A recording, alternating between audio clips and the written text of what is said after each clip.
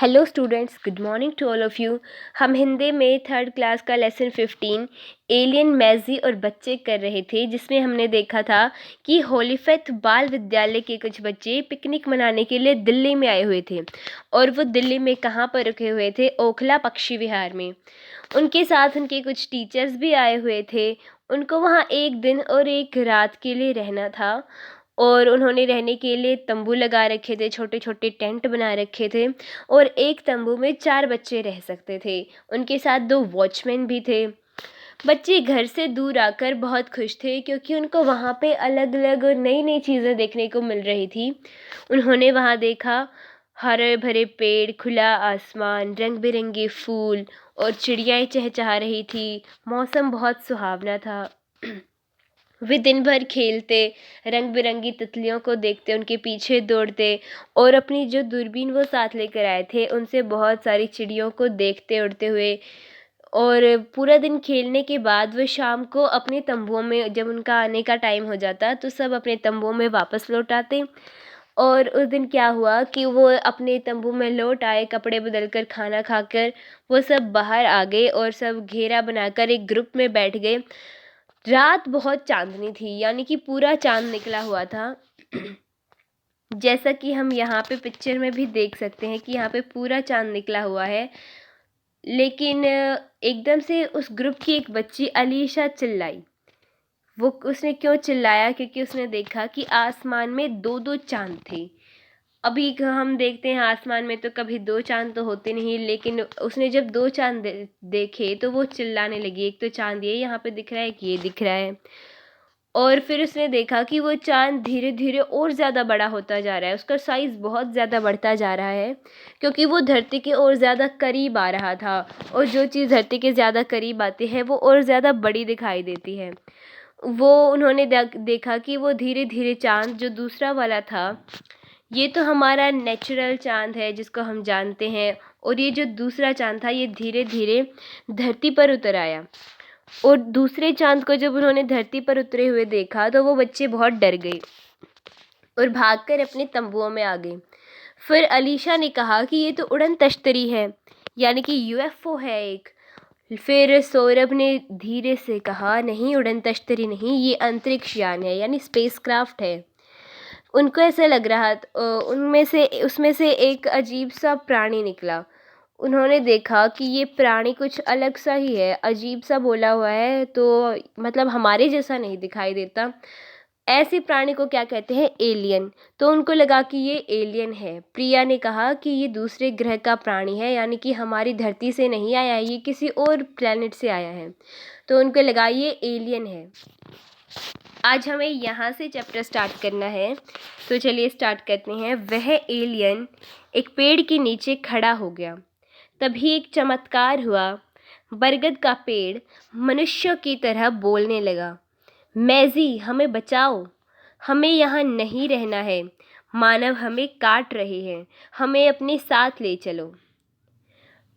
जब वो एलियन अपने अंतरिक्ष यान से नीचे उतरा, तो वो जब नीचे उतरा तभी एक चमत्कार हुआ, पेड़ बोलने लगे। हम देखते हैं कि पेड़ कभी बोलते नहीं, लेकिन एलियन को देखते ही वो सारे पेड़ बोलने लगे। तभी एक बरगद का पेड़ बोलने लगा कि हमें बचाओ। मैजी यहाँ पे बोला हुआ है, मतलब एलियन का नाम मैजी था। वो बोलता है, मैजी हमें बचाओ, यानी कि हमें इन सब मनुष्यों से, इन सब इंसानों से बचाओ, ये हमें काट रहे हैं। यानी कि पेड़ धरती पर रहकर खुश नहीं थे, क्योंकि इंसान अपने लाभ के लिए, अपने प्रॉफिट के लिए उनको काट रहे थे बिना वजह। फिर वो कहते हैं कि हमें अपने साथ ले चलो, यानी कि जहाँ से मैजी आया था वो पेड़ भी वहीं जाना चाहते थे। मैजी ने अपनी भाषा में कुछ कहते हुए अपनी बहुत सारी उंगलियों को लंबा करके जंगल के पेड़ों को छुआ। सभी पेड़ एकाएक बहुत छोटे हो गए। वे अपनी जगह से उखड़े और मनुष्यों की तरह चलते हुए यान में जाने लगे। कुछ ही देर बाद सारा जंगल गायब था। पेड़ों पर रहने वाले पशु पक्षी धरती पर आ गिरे।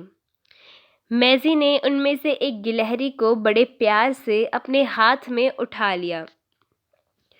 तो जब बरगद के पेड़ ने मैज़ी से रिक्वेस्ट की कि वो उनको भी मैज़ी अपने साथ ले जाए, तो मैज़ी ने क्या किया कि उसने अपनी बहुत सारी उँगलियों को फैलाया और लंबा किया, यानी कि उसकी उँगलियां हमसे ज़्यादा थी, उनको उसने लंबा किया और जंगल के पेड़ों को छुआ। मैज़ी के छूते हुए एक और चमत्कार हुआ कि वो सारे पेड़ उखड़ गए धरती से और उनका साइज़ बहुत छोटा हो गया।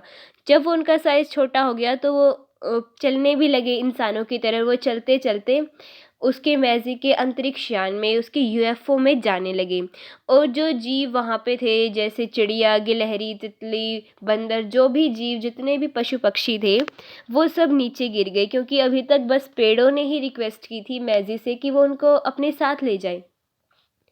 तो उसने देखा कि गिलहरी भी गिर गई है, तो उसने गिलहरी को बड़े प्यार से अपने हाथ में उठाया। यानी कि एलियन को ये सारे जीव बहुत अच्छे लग रहे थे, वो उनको बड़े प्यार से उनके साथ बिहेव कर रहा था। बरगद की ही तरह वह गिलहरी भी बोलने लगी, मैज़ी, हमें भी अपने साथ ले चलो। यदि पेड़ ही न होंगे, हम कहाँ रहेंगे, क्या खाएंगे? ज़मीन पर पड़े अन्य पशु पक्षी भी चिल्लाने लगे, मैज़ी, हम भी तुम्हारे साथ चलेंगे। हम इन लालची मानवों के साथ नहीं रहना चाहते, ये केवल अपने बारे में सोचते हैं। उस गिलहरी को जब मैज़ी ने अपने हाथ में उठाया और उसको प्यार से उसके ऊपर हाथ फेरा, तो गिलहरी भी उसको रिक्वेस्ट करने लगी कि हमें भी अपने साथ ले चलो। अगर पेड़ नहीं होंगे तो वो खाएंगे क्या, क्योंकि जो पशु पक्षी होते हैं वो अपना खाना पेड़ों से ही खाते हैं। पक्षी अपना घोंसला बनाकर पेड़ों पे रहते हैं। अगर पेड़ ही नहीं होंगे तो इंसानों के घरों में अगर पक्षी घोंसला बनाएंगे, इंसान उनको वहाँ से भगाएंगे, उनको मार देंगे वहाँ से। तो जब पेड़ ही नहीं होंगे तो वो कहाँ रहेंगे, क्या खाएंगे? तो फिर वो सारे पशु पक्षी चिल्लाने लगे और मैज़ी से रिक्वेस्ट करने लगे कि हम भी तुम्हारे साथ चलेंगे, हम इन लालची मानवों के साथ नहीं रहेंगे। यानी कि इंसान बहुत लालची हैं, उनको सिर्फ अपना लालच दिखता है, वो दूसरों के बारे में नहीं सोचते। मैज़ी के इशारा करते ही पशु पक्षी भी छोटे होकर कतार बनाकर यान में चढ़ने लगे।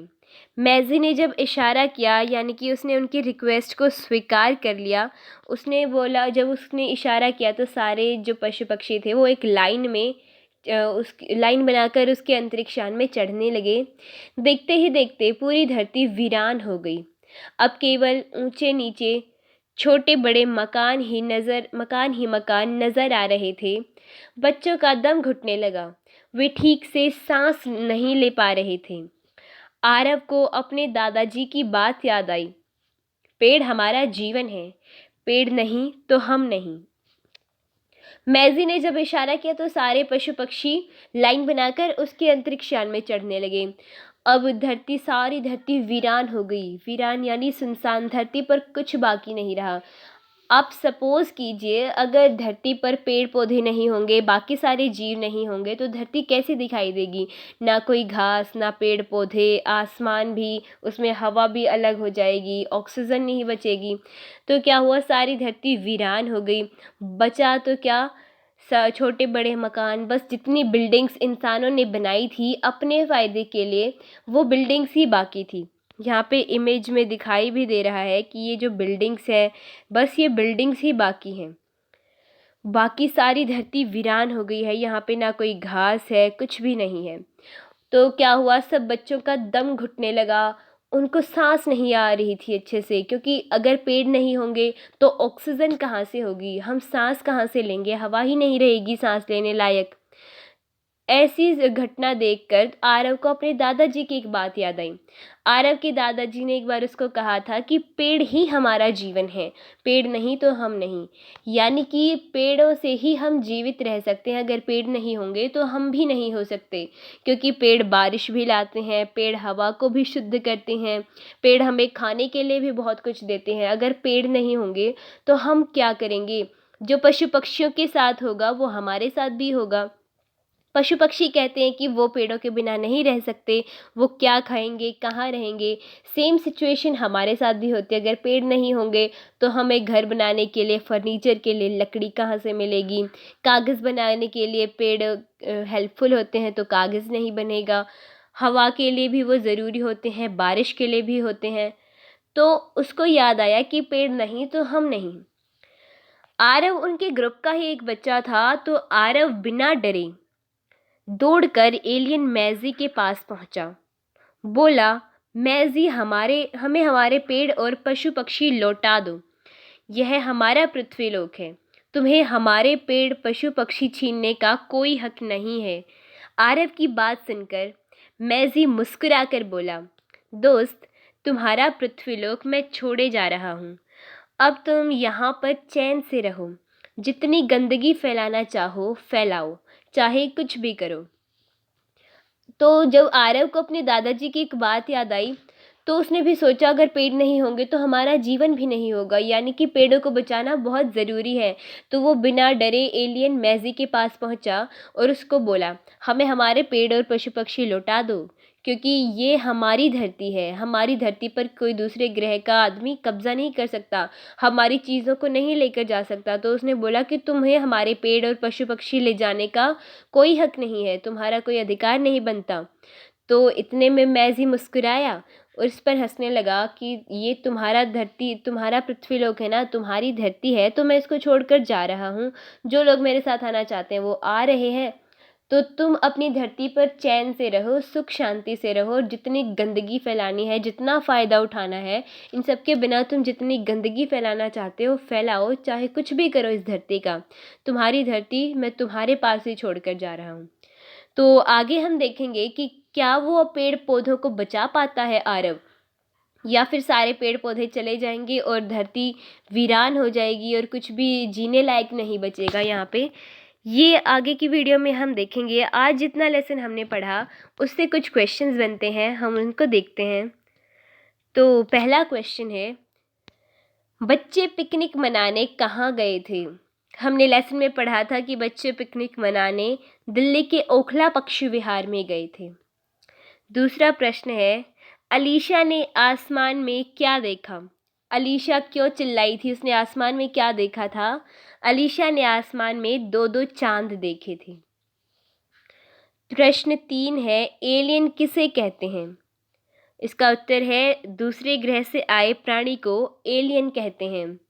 और चौथा प्रश्न है, बच्चों का दम क्यों घुटने लगा था? क्योंकि एलियन मैजी उनको पेड़ पौधों को अपने साथ लेकर जा रहा था, तो उनको सांस लेने के लिए हवा नहीं मिल रही थी। यही हमें इसका उत्तर लिखना है। तो इसका उत्तर है, धरती से पेड़ पौधे समाप्त होने से बच्चों को ताज़ा हवा नहीं मिल पा रही थी। बच्चों को ताज़ा हवा नहीं मिल पा रही थी, जिससे उनका दम घुटने लगा था। यही रीज़न था, क्योंकि पेड़ पौधे चले गए थे तो उनको हवा नहीं मिल पा रही थी, जिससे वो सांस ले सकें, इसीलिए उनका दम घुटने लगा था। ओके स्टूडेंट्स, आपको इस चैप्टर को अच्छे से रीड करना है, अच्छे से समझना है, और इन चारों क्वेश्चन को अपनी कॉपी में राइट डाउन करना है और नीटली अपनी नोटबुक को प्रिपेयर करना है। आगे का लेसन हम अगली वीडियो में पढ़ेंगे। तब तक के लिए हैव अ नाइस डे। मिलते हैं अगली वीडियो में।